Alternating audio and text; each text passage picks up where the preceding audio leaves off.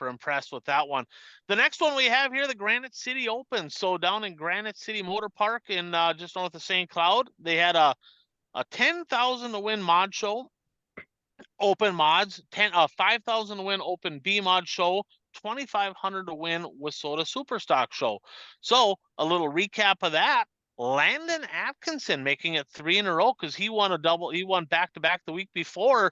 He parked in victory lane, I believe, with a Wissota legal car up against some USMTS guys. So congratulations to Atkinson, I believe. And I'm not 100% sure of that. Atkinson first, Ebert second. I think JT Johnson, I believe, got third. In the B mods, Jake Smith, who runs really good at Granite.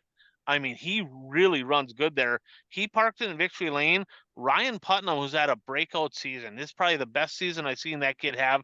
He's going to be in the top 10, maybe top 5 in national points. He rounded out second. Trantina got third. And in the super stocks, Dexton Cook with the win. Dennis Zeck, who limited schedule, runs really good. Dylan Cromshoulder got third. Joel Collins came from 11th up to 4th. So I got a couple questions for you guys on this. I do have a fan question as well. But before we get to that, is there anything that stuck out from any of these races for either one of you two? Bert, I don't think you watched. You said you didn't get a chance to watch that. And Kraus, I know you watched every lap. And you said, I remember you saying that you were actually pretty impressed with the racing service. You thought the racing was pretty good all weekend long there? Yeah, it was. The racing was really good all weekend long. There was multiple lanes. You could roll through the slick. Obviously the wall gets to be a little bit treacherous up in 1 and 2. But there was a top and bottom, and it was really good racing. And you know what? You put those USMTS guys, usually no matter where they're going, unless it's completely latched down, they're gonna try something and go somewhere. Jake Tim definitely probably threw that away. Jumped the cushion there, kind of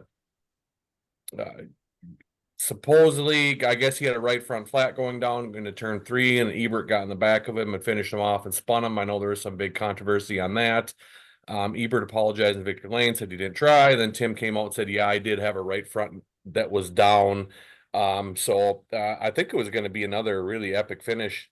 Not that it wasn't with Atkinson, but with Ebert and Atkinson put on a show there, 2 weeks ago, and they did it again. And it was really good racing. I thought Brandon Davis made a lot of strides early in that race. I thought he was going to get up there, and he really didn't get up there. Vanderbeek was okay at times.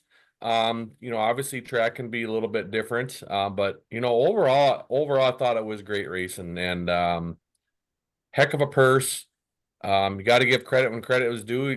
James stuck his neck out on the line there and stuck out a lot of money.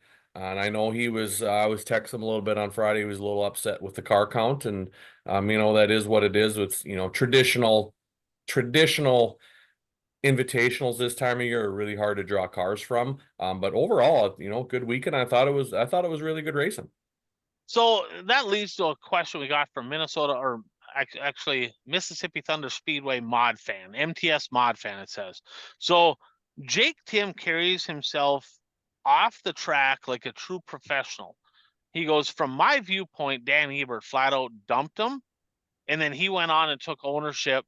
And when I initially watched that on Facebook, I'm like, holy shit, Ebert drove right through him. Like, what are they doing? Like, how are they not what are they doing?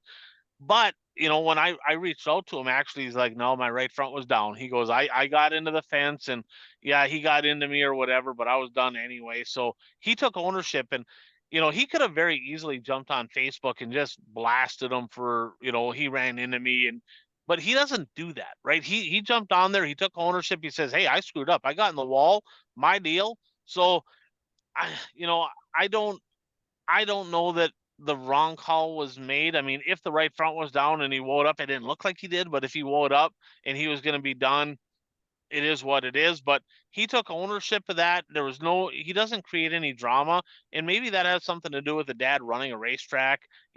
Dad's a business owner, just kind of a pretty professional kid. Not afraid to get after it on the racetrack. He'll use your shit up once in a while. He's fun to watch, but when shit happens, he's not the guy jumping on Facebook and just blasting everybody. So that makes me more of a Jake Tim fan, seeing him carry himself that way. So the other question he has here is 10,000 to win, right? So 10,000 win, guys. Bert, I don't know if you knew this or not, but they paid more for dead last in the modifieds at Granite City than it paid to win the feature at Madison. Okay. So last at Granite City paid more than it paid to win.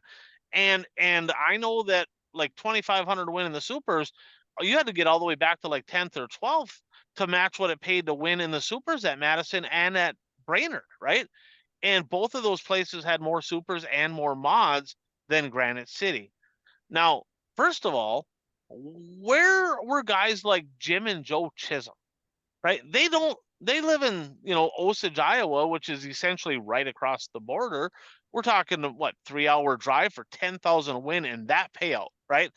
Guys, that if you look at that payout, it wasn't just 10,000 to win. It was deep. I mean, they paid good James, I should say, paid good all the way through.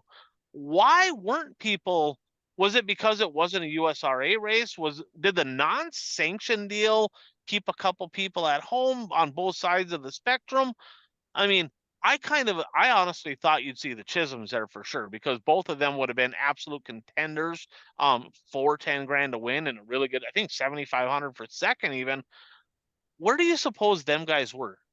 Is that surprising to you that especially those two weren't there among, just the overall low car count? Is that surprising? I'll let Coach go. Yeah, it's really surprising to tell you the truth, especially with that kind of money. And they would have been good there. They're good wherever they want. And, I don't know, maybe they're getting ready to finish off their USMTS deal. I don't know what's going on there, but you'd think they would do, you'd think they'd be there. I 100% honestly think that the USMTS guys showing up there scared the local WISSOTA guys away. I really do. But with that payout, I don't know. I don't, you look at it, Ryan, and I'm like sitting here, I'm like, I literally called my dad and said, throw a motor together. We're going down there. You know what I mean? Like it's with the payout and them classes, it was a no brainer. So, I don't get it. I don't know if people don't like the track. I don't know if they don't like James. I don't think if the track was going to be bad or what. I mean, even if you're a super guy there, I would have gone to race. I would have enjoyed watching the mod race too. You know what I mean? Sometimes you go, if you're a B mod and a super guy, you go to watch the mod race to see a good mod show. So I was actually very, very surprised. 30 some B mods, not horrible. It's kind of open deal too. But you would like to see more than 21, 22 modifieds that end up being, you'd like to see way more than 11 supers. I mean, there's guys that live next door that weren't there. It makes zero sense with that payout. So, yeah, it was super, I think the mod stayed away because the USMTS guys are there, Ebert and Vanderbeek and Tim and them guys. But, I don't know. It makes us racers not look very smart when you're guaranteed a decent chunk of change. You don't have to travel very far. So maybe us drivers need to stop complaining about it's costing too much when we're driving clear across the country for $50 to start, and we could get $500-600 just to start the same distance. So I don't know. It's puzzling to me.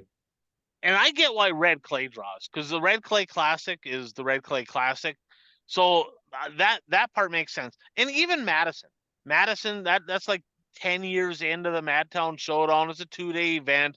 Me and Gresseth were kind of chatting about this, and he's like, what are these people doing? Like, what, so the ones, if you're racing for points, I get it. You have a goal in mind at the beginning of the year and you're going to go race a points race. I get that. And, there's some drivers that just stayed home. Maybe they're out of money, but at this time of year, there's a lot of people out of money. That just is what it is. Right. But the fact is, what draws, right? What is it that draws? I mean, the Red Clay draws because it pays excellent and it's historic. It's like, that is an absolute crown jewel with soda event, right? That for sure is. But what is it that draws? I mean, you throw that kind of money at it, and there's a bunch of people that live within an hour tops. that didn't race at all. They didn't go to Madison, they didn't go to Ashland, they didn't go to Granite. And for that kind of money, it's like I don't understand. I mean, you know, I it is what it is, but I would think that that would make a person that puts that kind of money will just kind of scratch his head and go, should I do this again next year? Right? It sounded like they said in Victory Lane, it's going to be bigger and bigger and better next year. Boy, I tell you what, guys, if you're willing to do this a second time after that car count, man, I tell you what, I'm surprised more people that don't support it. Now, with that said, next year, I get it. There's only a few weekends available that time of year, but man, oh man, with what they're going to pay at the Red Clay, I hope they don't do it on that same weekend. Hopefully they choose a different weekend, but it is what it is. Fall Classic, I didn't get a chance to watch this, but they did that. They did have a Fall Classic out in Sheridan, Wyoming. And I got to give a